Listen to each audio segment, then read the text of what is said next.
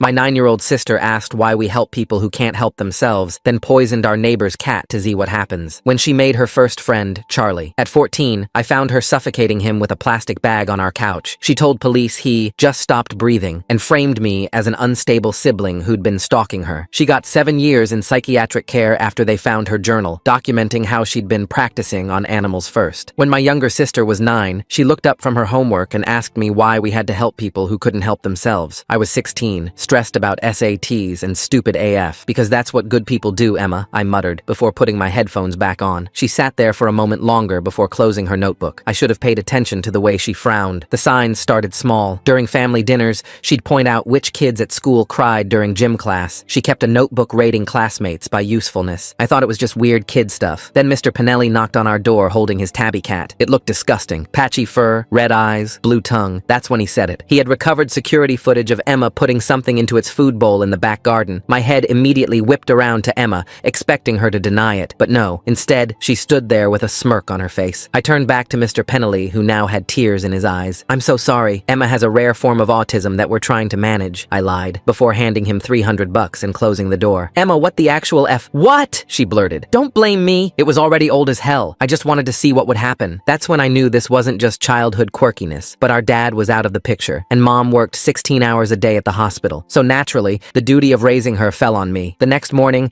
I did the most responsible thing ever. I went on a Barnes & Noble's shopping spree. I must have spent almost $150 on child development books, and stayed up all night reading about conduct disorders. I didn't stop until I felt like I had enough information to be the next Mary Poppins. I always thought our first talk would be about puberty and intimacy. But no, it was about empathy and having basic care for others. I thought everything was going well until I finished, because that's when she tilted her head and asked, "So if natural selection is real, why do we keep the defective ones around?" The word defective made my skin crawl, but I knew I had no choice but to keep going, and keep going I did. I found a therapist who specialized in childhood behavioral issues. I enrolled her in softball, hoping team sports would teach cooperation. I even made her volunteer with me at the animal shelter, while keeping a close eye on her obviously LOL. For months, I got no complaints from teachers. She seemed engaged in therapy. Finally, I could breathe, or so I thought. I was in work one day when I got the call. It was Mrs. Perth, Emma's support group leader. Her voice was shaky. "I need to discuss something about Emma. We found our therapy hamster in her backpack, and there were marks on it. Injection marks. And a notebook documenting its stress responses to different stimuli." My stomach dropped. I thanked her for telling me, and hung up so she wouldn't know I was having a panic attack. I wanted so desperately for the situation to fix itself, and luckily, it did. Because that evening when I confronted Emma, she had tears in her eyes. "Mrs. Perth has been targeting me since day one. She thinks I'm creepy because I ask questions. Check the hamster. I bet there's no marks." She was right. When I demanded to see the hamster, it was completely fine. No marks. No notebook either. Emma had never lied to me before. Even about the cat, she'd admitted it immediately. So I believed her. I took her out of the group that week. Surely the therapist and softball were enough of a support network, right? And a month later, Emma said something so insane my heart almost burst. "I made a friend. A real one," she exclaimed with a huge grin. She showed me a picture of a boy named Charlie. Scrawny, glasses, probably freshman year like her. "He's in my school. He's perfect. I mean, he's perfect for me." The way she corrected herself made my chest tight, but her eyes seemed genuine, almost soft. I remembered being 14, how intense first crushes felt. Maybe this was what she needed, a real connection. I met Charlie that Friday when Emma invited him over. He was everything I'd pictured. Quiet, anxious, picked at his food. But he smiled when Emma talked. After pasta, I told them they could hang out in the living room while I cleaned up. I wanted to give them space, but keep them in sight. I was scrubbing dishes when I heard a thud, then silence. The type of silence that only happens when something's wrong. I found them by the couch. Emma had a plastic bag wrapped around Charlie's head,